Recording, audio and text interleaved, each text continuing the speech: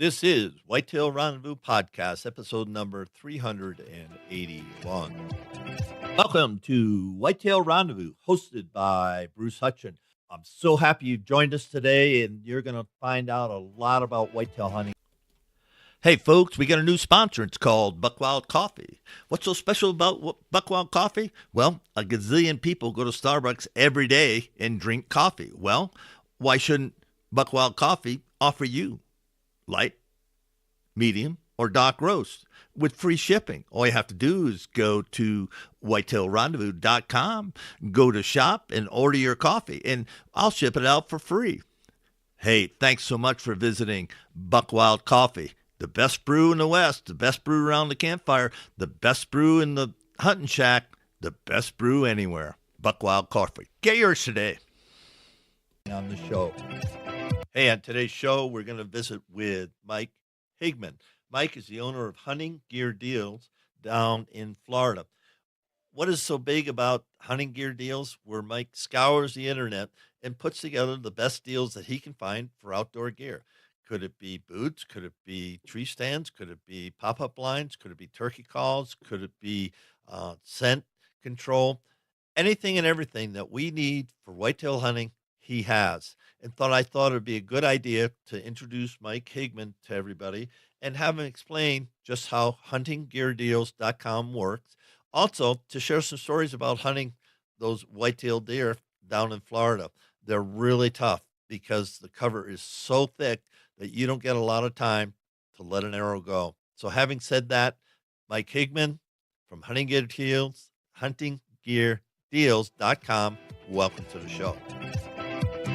Welcome to another episode of Whitetail Rendezvous. Hey, we're heading down to Tampa Bay, Florida, and a good place to go in the springtime. And we're going to talk to a refugee from Wisconsin. No, not really a refugee. He just decided Florida was better than the Wisconsin winter.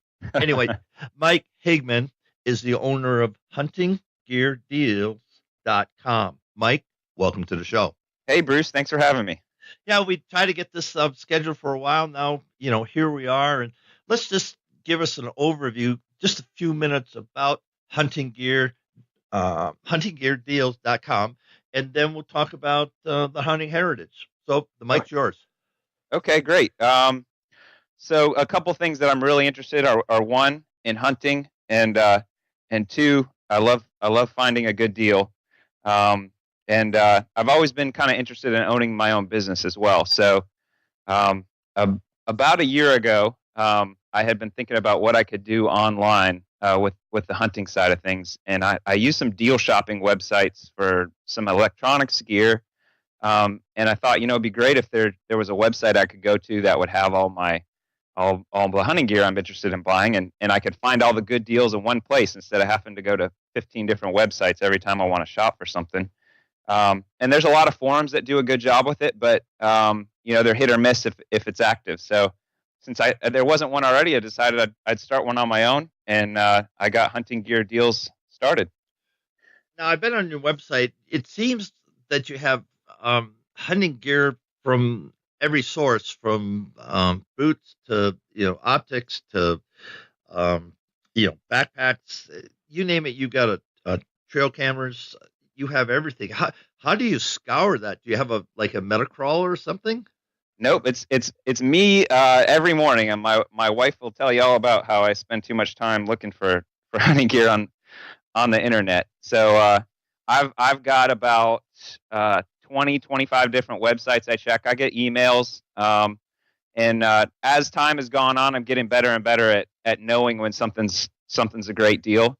But it's time consuming finding the deals. I do have a place on my website where people can submit the deals as well. If somebody finds a great deal and they want to get it listed and help me out, that'd be great. Now, I've talked to yours. Actually showed 381.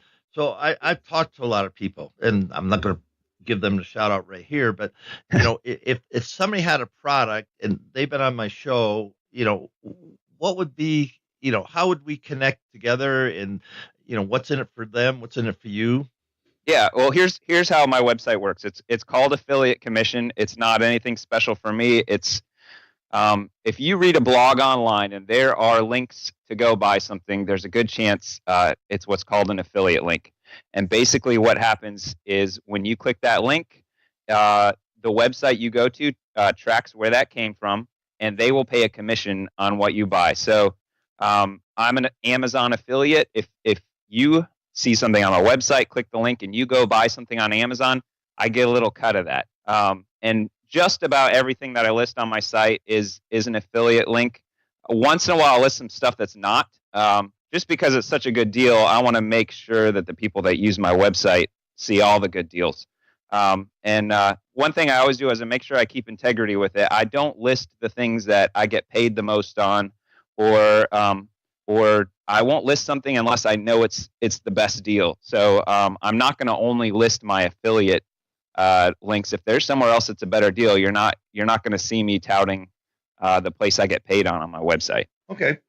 So, folks, if you have a product, get in touch with me, whitetailrendezvous@gmail.com, or reach out right to Mike, huntinggeardeals.com, Mike at huntinggeardeals.com, and talk about it, because distribution, we all can't be at the same price. I know I use eBay quite a bit when I'm looking for gear, and I've had very few situations that it hasn't worked out. There've been a couple. And I just had a situation. Amazon ordered a book, and they said, "Well, that person's no longer there." And within 15 minutes, I had a credit and I had the book bought again. So things happen in the digital world for gear. So what I'm saying is, Mike's got something good going on. I'm very interested in it because I've had a lot of people that have asked me, "Hey, could you list me on your site?" And to date, honesty is the best policy. I haven't done a really good, I haven't done that really well. And I've got some great friends who get great products that I'd like to, have it work for them. So maybe this is something, Mike, you and I've got to talk about down the road. So saying all that, go ahead. I'd be happy to help those guys out. Probably the easiest way with something like that is it's pretty easy to get set up on Amazon and eBay to sell. And I'm set up with Amazon, eBay, Cabela's, Bass Pro, Gander Mountain. The list goes on and on of outdoor websites that I list things from. But Amazon and eBay are real easy to get going if you've got a new business. And one thing with those is it's important to drive traffic. So if they can offer a good deal to my website users, I'd love to list it and share it with the people that use my site. All right, fair enough. So we're going to move on from that, because coming from Wisconsin, you were telling me a little story in the warm-up about this 10-year-old boy couldn't wait till he gets 12. What happened there?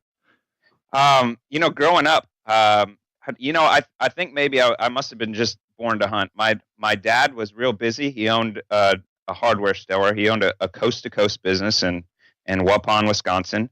And unfortunately, as part of that, as a small business owner, he had to work a whole lot because he was it. But he was able to take me out a few times. We went pheasant hunting, and we went Canadian goose hunting a couple times, and I absolutely loved it. And part of where we lived was part of the flyway with the Horicon Marsh. So we're kind of in a suburb area, and there were some cornfields, and we got tons of Canadian geese that would come through. So even as a 6-year-old, I was eaten up with it. I would put on all my dad's camo, and I would crawl out into some bushes, borrow some binoculars, and I wasn't old enough to hunt myself yet, so I would hold up a corn cob out of the bushes, and hopefully to attract one of these geese close enough so I could grab it. I'm not sure what I would have done if one ever came close enough, but as a 6-year-old, I hadn't thought that through enough. But I could just not wait until I turned 12 years old. That's how old you had to be to get a hunting license. But things changed. My dad sold the hardware store and bought a business in Florida.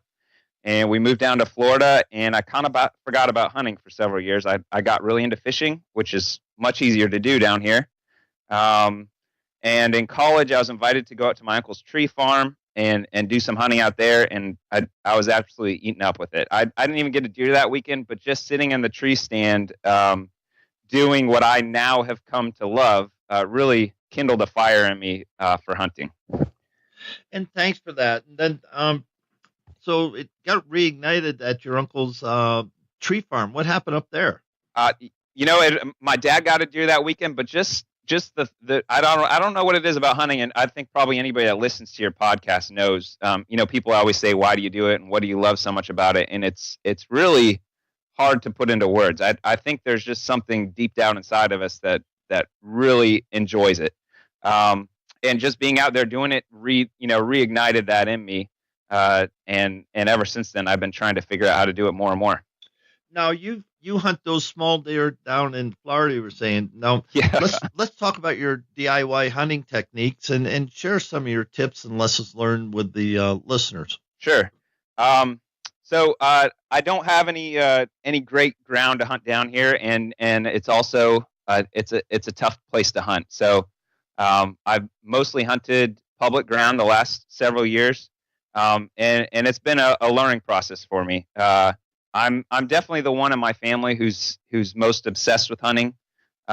So most of my knowledge has come from talking with people on internet forums, and I got started with FloridaSportsman.com, and then I started getting involved with the hunting beast, and really have tried to soak up as much knowledge as I could. And I'm still building my skills every year, but here in Florida, one of the biggest challenges is finding a place where the deer are. So one thing that's really helped my learning process and my chances are they've got a quota system, which out west you guys are used to that. But basically, if you're willing to wait it out, you can get on a lot better property. So some of the biggest things to me, though, are what everybody says: get away from where everybody else is hunting. Don't limit yourself to traditional methods of hunting the same stand over and over, or just trying to find a funnel and hunting that same spot. Especially through the Hunting Beast forum, I've learned a lot about being mobile, trying to move in on where the hot sign is. That type of stuff has really helped me out quite a bit. Most of my successes hunting, as far as if you want to call killing something a success, have come on the traditional food plot or lease, that kind of stuff. To me, I enjoy that, but that's a lot easier than a lot of the public land hunting that I've been doing, and I've really come to love the challenge of hunting the public ground. It is fun to match with both people and whitetails. I can attest to that. Being out west and hunting elk, where there's a few other people trying to do the same thing, and until you've been called in by another hunter, you haven't lived. Yeah.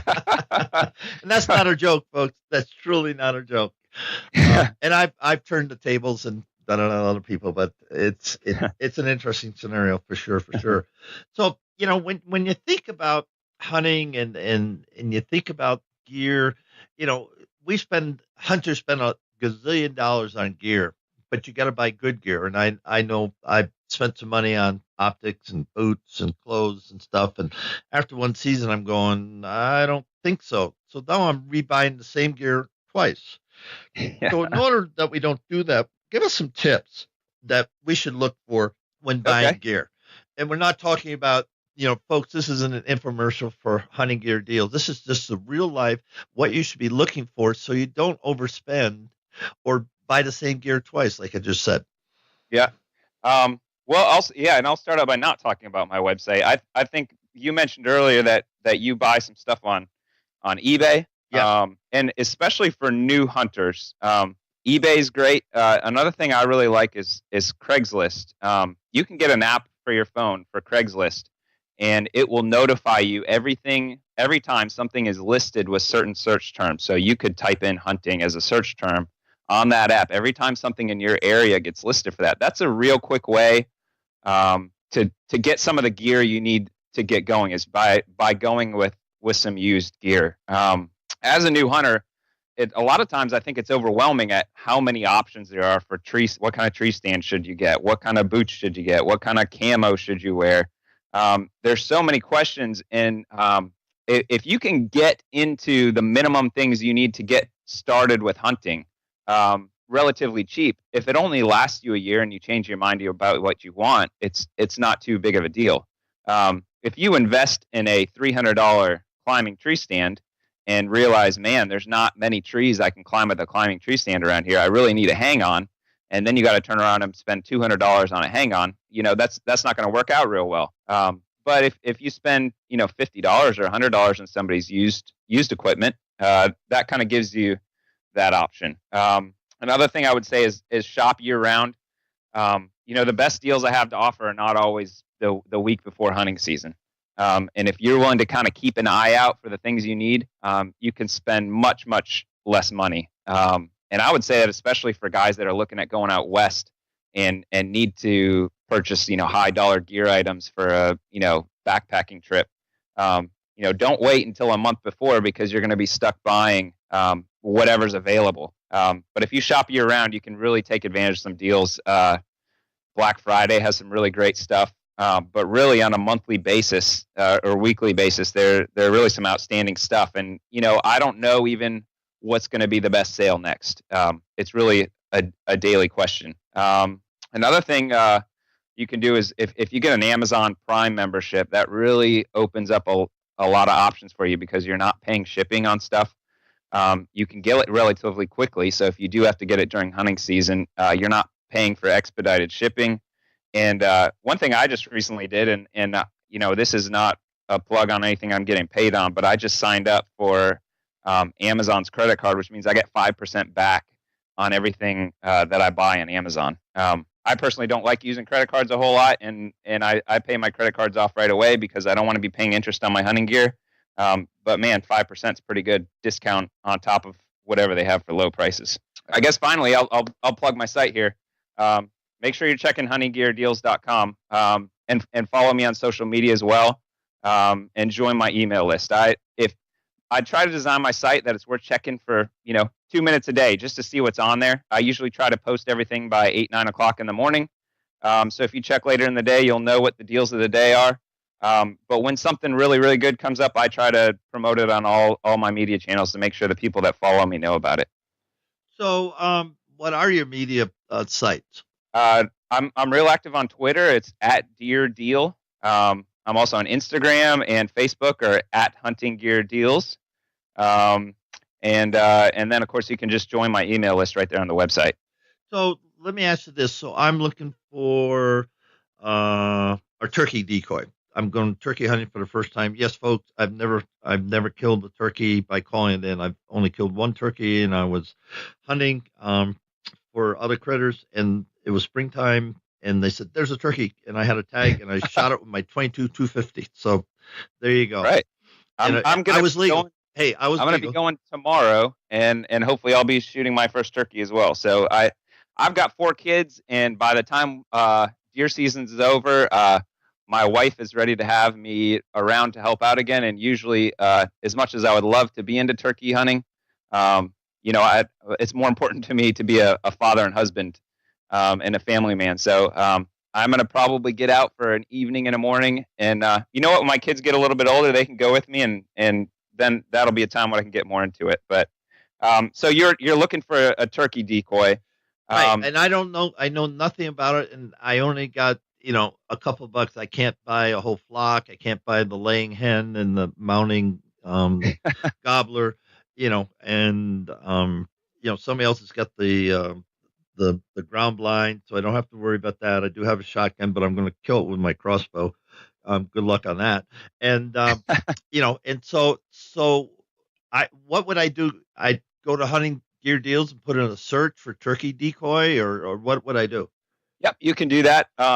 Most of the deals I list, because I try to list the best of the best deals, are only available for a limited time. So now, if it's a real hot item, like maybe like an Ozonics machine, I try to keep some type of deal up as often as I can on that. But I don't want to be posting stuff, deals on stuff if somebody's checking my website every day. That isn't going to be a great deal. It's just going to be average. So the best thing you can do is try to check over time. But being that it's around turkey season, I am trying to list as much turkey gear as I can. So right now I've got some turkey broadheads from Rage listed. I've got a couple different listings for turkey decoys, and those are real good deals. And I've got some ground blinds listed as well. The biggest thing, though, is the best way to get deals on generic stuff like that is to take advantage of some of the percentage off coupon deals that I'll put up. Maybe something like Sportsman's Guide, like today, for example, they have free shipping with no minimum. So if you're just looking to get something in real cheap, Sportsman's Guide's got good, cheap stuff. It's not the highest end stuff. But another thing is today I've got a Montana decoy up too. That's $15. So there's new stuff every single day. The biggest thing I would tell you is check it frequently if you're looking for something. But and always check before you're going to buy something. If you're about to buy something, at least. Whitetail Rendezvous is pleased to announce a partnership with GoHunt.com. Who's GoHunt.com? Well, if you're a DIY hunter, you need the information at GoHunt.com/insider. Why? Because it provides 4,200 profiles, every unit, every species, and every season. Furthermore, they give in-depth analysis, interactive maps, unit access, and seasonal trends. Draw odds are very important, and they give you the most accurate information in the business. All this is available when you go to GoHunt.com/insider. Make sure you use promo code WR when you join Insider. You'll get a $50 gift card for GoHunt.com Gear Shop. All in all, if you're hunting out west in 2018, GoHunt.com Insider is where you need to be to get all the research information. When you use promo code WR, Whitetail Rendezvous receives a small commission from GoHunt.com. Just check the site and make sure there's not something listed for less. Do you use push technology? What I mean is, so I'm going turkey hunting, so I just on the phone app or something, just say, hey, this is what I'm looking for. Just like you said with Craigslist. So I could be alerted. I could get alerts from you when you post my turkey decoy. Not yet. I'd love to be making enough money with this website to have that developed, though. That's a great idea. For now, my push technology is me searching every morning and listing it up. Okay. So you truly are a small business. I'm it. Just like my podcast, folks. I'm the host and executive producer. Whoopee! It's the American dream, right? Oh, you got it. You got it. And you think about that, and folks, I already said this, buy the best gear you can. I don't care if you're just going to hunt your back 40, and just buy the best gear you can, because I remember I went on a sheep hunt this summer, and I used a Bushnell stalker spotting scope that I've had since the first time I went out west, and that was in the 70s. And it still works today. Is it the best optics today? No, but it was light. We could set it up easy, and we could see. I mean, it got your job done. Yeah, I've got much better optics than that today, but it still got the job. And for what I paid for it, I have no cost in that at all. So just, buy the best you can. And you think about, whitetail hunting and DIY in Florida. I've heard so many about the palmetto, plants, and the deer are so small. How do you actually hunt those critters down there? Well, one thing is a lot of times you're going to have to make sure your feet get wet. There's a lot of swamp, and the deer aren't afraid to get their feet wet.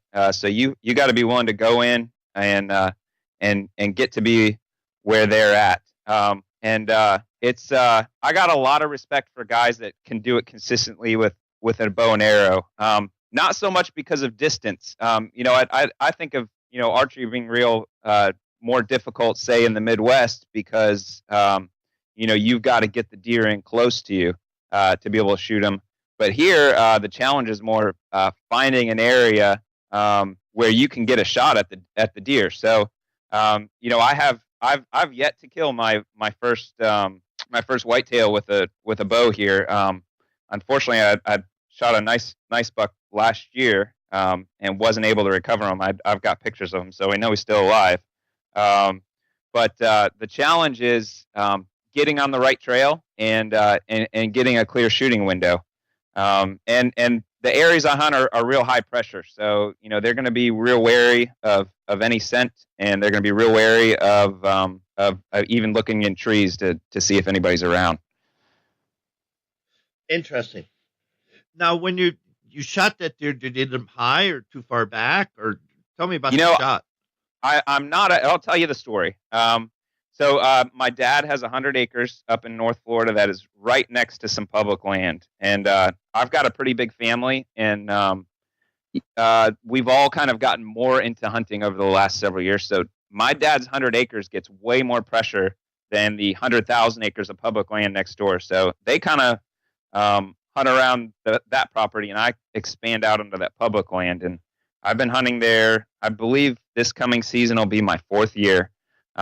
And I put cameras out and try to find where the deer activity is. And I had this funnel that was in between a couple swamps, a dry spot, and it was middle of October, which in that area is when the rut is. And got set up early, and just after first light, I heard some grunting, and I saw some bushes shaking, and got real excited. And then I see a doe, and a couple minutes later, I see some antler tines sticking out. I start getting real excited. The doe skirts around behind me, which is downwind, and she actually goes into the water, into the swamp, and the buck starts working that way. And once he comes out into the open, I recognize him. He's the biggest buck I've got on camera. He's an 8-pointer with a couple stickers, which, for the areas I hunt is a really, really good buck. So the doe crossed through one of my shooting lanes, and I was expecting the buck to follow right behind her. So he got behind a tree, and I drew, and he just stood there and stood there and stood there.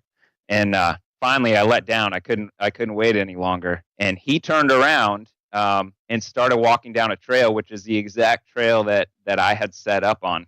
There was a scrape on it. So things were working perfectly. He stepped behind a tree. I drew back again. And this is probably, I think it was like 17 yards. It was a chip shot. I put the pin on him, let it go, and I can't tell you why it happened this way, but I'm pretty sure I hit him right in the shoulder. The last thing I remember seeing is my lighted knock in front of his neck, and the arrow stopped, and he runs off. And immediately I thought, oh man, that's not good. So I got on Facebook on my phone and found a guy with a blood tracking dog, and I called him out, and he was able to come out within an hour. So brought him out, and I'll shorten the story up from here. His dog jumped that deer 3 different times. He never found the arrow or anything, and he basically came back and said, "Hey, listen, that deer is not going to die. It's running perfectly fine." I went back later myself and blood tracked it, and I had at least 12 inches of blood on that arrow. So the only thing I could think that happened, the bow I'm shooting was only 60 pounds. I think maybe I hit him in the shoulder, and it angled so that the lighted knock was showing in front of his neck, but really the arrow is facing backwards. So live and learn. I was real excited to be able to get on a deer like that on public ground. Unfortunately, I wasn't able to seal the deal though. Yeah, I think that's interesting. So to recap, we get the families, 100 acres, which everybody hunts, and they've got their 1 or 2 stands, and they're pounding the deer because it doesn't matter how many people you put on 100 acres. Sometimes one's enough if the wind's wrong. Then so you went across the fence and got into the public land. How can you keep the people from stealing your tree stand or taking your trail cameras on public land? I could give you a lot of advice on trail cameras. I actually had my first trail camera stolen this year, unfortunately. I've been hunting public land for 5 years, putting trail cameras out, and there was a learning curve with it. When I first started hunting public land, I tried to find some sign, but tried to find where people would not be and tried to hide my camera the best possible. And what I was running into is I wasn't getting very good intel and very good pictures because, I was basically trying to hide the camera more than I was trying to get pictures. So basically I decided, hey, what's the point in having these cameras if I'm not willing to risk it a little bit?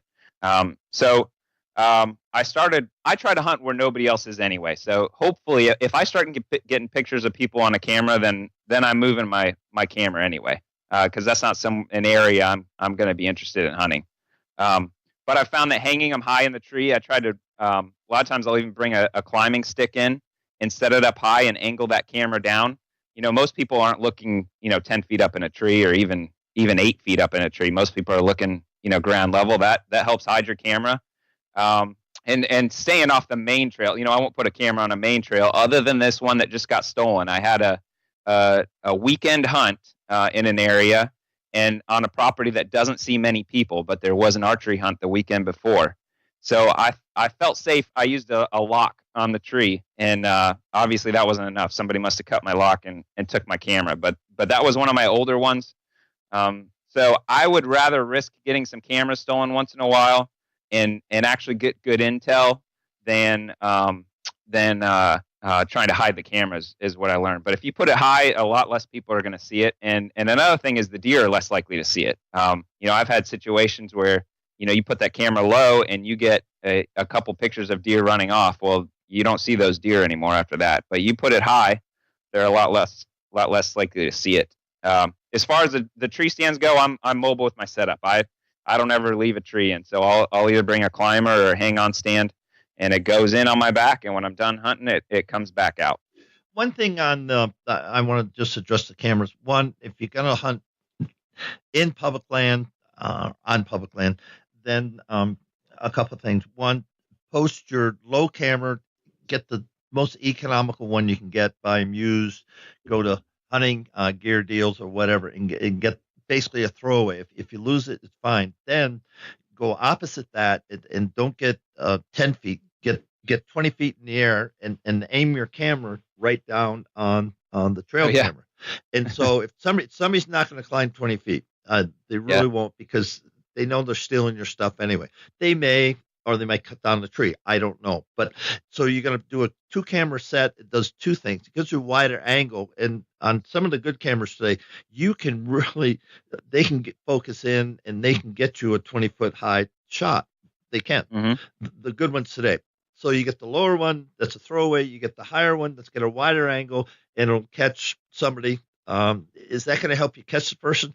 No, but you can post it on Facebook and Instagram and Twitter and say, hey, on X farm, state farm, blah, blah, blah, blah, off-road, blah, blah, blah, blah, blah. Somehow my camera disappeared. And if you're this guy, would you just put it back where you found it? And mm-hmm. That'll be that. And you never know. But it is a problem throughout the United States of people, even out west, we're using trail cameras more and more for elk because surprisingly, they're a lot like whitetails. So if you find them in an area, they're going to stay there until they get blown out or the weather changes and they have to move for feed. So that's my 2 cents on that. If you're new to, I think that's a great idea. And one thing guys will do is put a dummy camera. So you're not even spending money on your camera. If you know that there's somebody out there, this goes public or private. If there's people stealing stuff, you don't have to put a good camera as bait. You just put a broken camera as bait. And that way you're not really risking losing that one camera. That's one good way to catch people. To add for people that are new to trail cameras, and I've debated with people about this, so some people feel other ways, but I would rather somebody take their camera budget and buy several low-cost cameras just to get started. And those low-cost cameras, you're probably going to have some problems with them, and it could be frustrating. But the good thing is you're going to cover a lot more area. And once you feel like you've got the right amount of cameras to cover your hunting area, then I would start upgrading those cameras with the black flash and the faster flashes and that kind of stuff. I just find it's real difficult if you only have one camera, unless you're just hanging it on a feeder or somewhere where they're going to be. I use cameras for scouting. So the more I can get out there, that's the more intel I can get. And if I get maybe some blurry pictures or something, that's better than not having a camera there at all. And then I'll put one of my better cameras on it. As time goes past, right now I'm running probably 8 or 10 cameras. Every time I get a new camera, it's an upgrade over my last ones. But just to get started, you can get game cameras for, around $50. Maybe, might be one of those situations where it's worth spending $70 a camera. And those $400 or $500 cameras are awesome cameras. But you could be running, 8 cameras for that same price. And even if 2 of them only last you a year, it's just a better way to get started, in my opinion. Yeah, and I'm going to give a shout out for Deer Lab, John Livingston. He's from Florida, and what he does, he takes all your information and he gives you a report. It's online, and You can have a complete journal of every single photo, weather, rain, snow, sleet, hail, wind direction, barometer, moon, everything. And John was on the show when I first started, so shout out for John Livingston from Deer Lab. Yeah, I think I've spoken with John. I think it's a really neat program. If you've got one tract of land that you're consistently hunting, I think that's a great program to be using. If you've got several trail cameras, you could track single bucks, that type of thing. Well, Mike, we're at the point in the show that you got a minute or so to give some shout outs, and then we're going to call it a wrap. Yeah, that'd be great. I guess I'd like to start out by thanking a few guys that have helped me get started. Some of these guys, Dan Johnson from the Nine Finger Chronicles podcast, Alex Comstock from Whitetail DNA, and Ryan Lisson from Zero to Hunt. When you're starting a new business, sometimes it's hard to get your name out there, and I'm going to add you to that list too, Bruce. I appreciate you having me on on your podcast. Hey, it's my pleasure, Alex Comstock. He's a really interesting guy, and he did a great series for me on shed hunting. So props to you and Dan, Nine Finger Chronicles. Just a heck of a guy, and he's co-host with Mark Kenyon on Wired to Hunt. So there's some great people in the industry. If you're not listening to those guys' podcasts, you ought to, because they share great information every time they put up a new show. So with that, Mike Higman, thank you so much for tuning in with me from Tampa Bay, Florida. And he's got a great business going called Hunting Gear Deals. Can be found at www.huntinggeardeals. Mike, thanks so much on behalf of thousands of listeners across North America for being a guest. Hey, folks, we got a new sponsor. It's called Buckwild Coffee. What's so special about Buckwild Coffee? Well, a gazillion people go to Starbucks every day and drink coffee. Well, why shouldn't Buckwild Coffee offer you light, medium, or dark roast with free shipping? All you have to do is go to whitetailrendezvous.com, go to shop, and order your coffee, and I'll ship it out for free. Hey, thanks so much for visiting Buckwild Coffee. The best brew in the West, the best brew around the campfire, the best brew in the hunting shack, the best brew anywhere. Buckwild Coffee. Get yours today. On Whitetail Rendezvous. Thanks a lot, Bruce. Don't forget to listen to the next episode of Whitetail Rendezvous. We're going to head out to Western New York and around the Buffalo area, and we're going to connect with Tyler Skronsky, founder of HIT Team Outdoors. HIT is spelled HIIT. What does that stand for? Honor, integrity, instinct, and tradition. Tyler's going to tell us all about that and more. So stay tuned. It's going to be a great show. Thanks for joining us. Be sure to tune in tomorrow for another episode of Whitetail Rendezvous, where you can listen and learn from the experts so you can be more successful on your next hunt. Until next time, listen, learn, and succeed.